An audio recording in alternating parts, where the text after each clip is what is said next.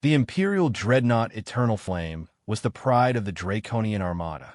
3 kilometers of bioengineered scales and plasma weaponry. Its engines alone required a crew of 40 specialists, which is why Tommy O'Brien, a 23-year-old human mechanic on contract, felt perpetually out of his depth. He'd been elbow-deep in a coolant manifold for 6 hours when he heard the crying. High-pitched, hiccuping sobs echoing through the maintenance corridor.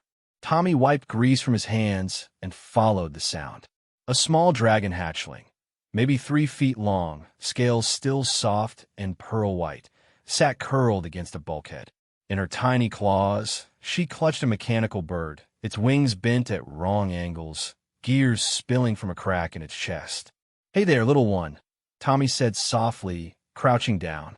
"What's wrong?" The hatchling looked up with enormous golden eyes, tears streaming down her snout. "Be broken," she whimpered, holding up the toy. "Mama gave it. Now, broken." Tommy's heart clenched. He recognized that particular devastation. He'd felt it at 6 years old when his dad's watch stopped working, the last thing he had from him. "Can I see?" he asked gently. The hatchling hesitated, then carefully placed the bird in his oil-stained hands. Tommy examined it with the same care he'd give any critical ship system. Delicate work, ancient craftsmanship. The gears were precision-cut, probably worth more than his yearly salary. "What's your name, sweetheart?" "Sylvie," she whispered. "Well, Sylvie, I think I can fix this. Will you keep me company while I work?" She nodded, scooting closer. Tommy pulled his micro-tools from his belt and got to work, narrating each step in the gentle voice his grandfather had used when teaching him about engines. "See this gear here? It just needs to be realigned." And this spring, he carefully extracted a piece of debris, had something stuck in it. That's all. What Tommy didn't see was the massive shadow that had fallen across the corridor entrance. Emperor Vorthax, in his humanoid form, stood perfectly still, watching the human mechanic handle his daughter's most precious possession, the toy crafted by her late mother. The Emperor had been searching for Sylvie for 20 minutes, leaving a war council to do so. She'd been inconsolable since breaking the bird that morning, refusing food, refusing comfort from anyone. The Imperial toy makers had declared it irreparable. Yet here was this human, covered in grease and coolant, working with infinite patience on something that probably seemed trivial to him. "Almost got it," Tommy murmured. He made one final adjustment and wound the key. The mechanical bird's wings spread, gears turning smoothly. It chirped a crystalline sound and fluttered up to perch on Sylvie's head. The hatchling's face transformed. "You fixed it. You fixed Mama's bird." Tommy grinned. "Good as new. Just needed someone to look at it with care." Sylvie launched herself at him, tiny wings flapping, wrapping around his neck in what could only be called a hug. "Thank you, thank you, thank you." Tommy laughed, carefully patting her back. "You're very welcome, Sylvie. Now, should we find your parents? They're probably worried." "I am here," a deep voice rumbled. Tommy looked up and nearly fell backward.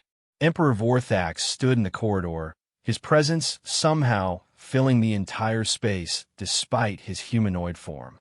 Every survival instinct Tommy had screamed that he was in the presence of an apex predator.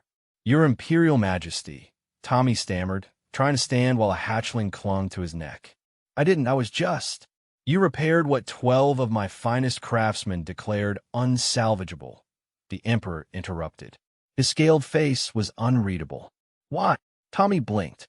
"She was crying, sir, and it clearly meant a lot to her."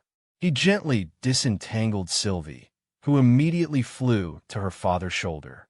"I have tools and some free time." Seemed like the right thing to do. The Emperor studied him with ancient eyes. "You could have ignored her. Told her to find her caretakers. Continued with your assigned duties. The coolant manifold you were repairing is critical to tomorrow's maneuvers." "Yes, sir, but—" Tommy shrugged. "She's a kid. Kids come first. The manifold can wait 20 minutes. Silence stretched between them. Sylvie nuzzled her father's cheek, the mechanical bird chirping happily on her head. "What is your name, human?" "Tommy O'Brien, sir. Contracted mechanic from Earth." "Tommy O'Brien," the Emperor repeated. "As of this moment, you are appointed to the position of Imperial Chief Engineer. Your salary is increased tenfold. You will have quarters in the royal wing and full authority over all mechanical systems on this vessel. Tommy's jaw dropped. Sir, I what? My daughter has not smiled since her mother passed 6 months ago, Vorthak said quietly. 12 craftsmen tried to repair that toy. 30 counselors tried to ease her grief. You succeeded where all of them failed, not because of superior skill or knowledge, but because you saw a child in pain and decided nothing else mattered more. The Emperor's hand rested on Sylvie's back, a gesture of infinite tenderness. That quality, the human instinct to prioritize kindness over duty, compassion over convenience, is rarer than any metal in the cosmos. I want it near my family. I want my daughter to learn from it. Tommy looked at Sylvie, who waved at him with a mechanical bird clutched in her claws, then back at the Emperor. I just fixed a toy, Your Majesty. No, Vorthax corrected, a hint of warmth entering his voice. You taught an old dragon that sometimes the most important repairs are the ones we make to hearts, not machines. And Tommy O'Brien, who'd only wanted to be a decent mechanic, became something far more valuable. A reminder that in a galaxy of warriors and conquerors, the humans who stopped to dry tears were the true heroes. That was humanity's superpower, not in their weapons or technology, but in their unshakable belief that kindness was never wasted time.